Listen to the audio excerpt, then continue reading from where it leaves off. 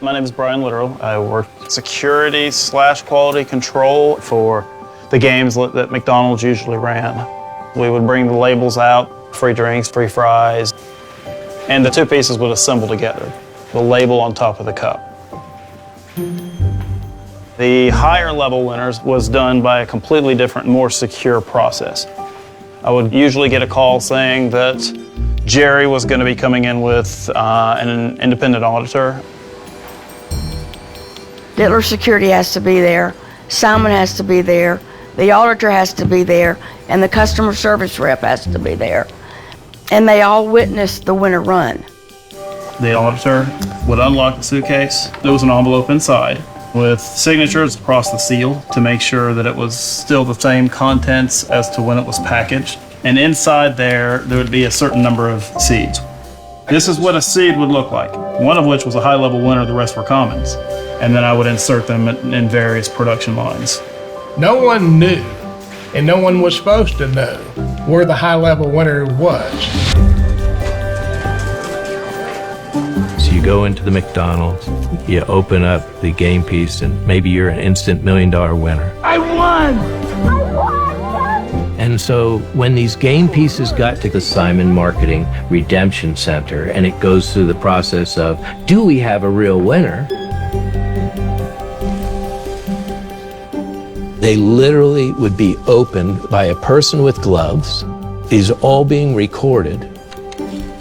And there would always be an error made in the winning game piece. Say on one corner, there's a little chip out of the word. We also write on the $1 million winner a little code on there with a black light pen. You can't see. So if you show up with a piece that doesn't have the code on it, you're going to get caught real soon.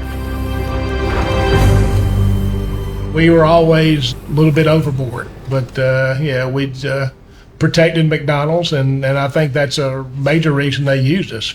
And of course, Jerry was in there sort of telling them how it needed to be built. How would you describe Jerry when you were working with him? Everybody liked Jerry. I mean, everybody in the office liked Jerry. He wasn't real flashy. We always had Thanksgiving. Everybody sort of brought in a potluck at Thanksgiving, and Jerry always brought in ribs. And his ribs were delicious. They would just fall off the bone. You know, so everybody looked forward to his ribs, but he didn't seem to be big-headed at all. And he was always very generous. If he made ribs for himself, he would make them for the whole office. Jerry he's a generous fellow. We got divorced, and even when he was married again, and I needed something, he would be right there. There's nothing stingy about him at all.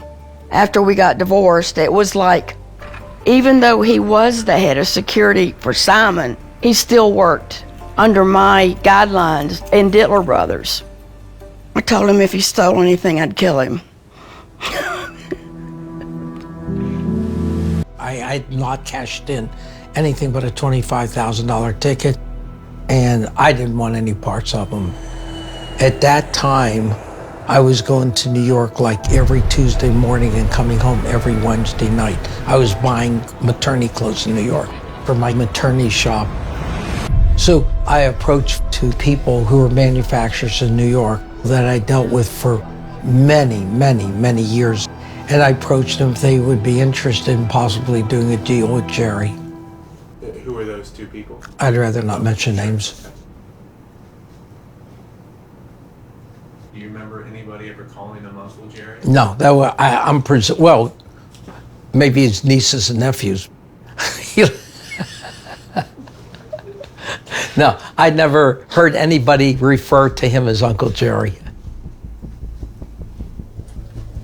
For a while, the question was, well, who is Uncle Jerry? Oh, well, there's a Jerry Jacobson working at Simon. That must be Uncle Jerry.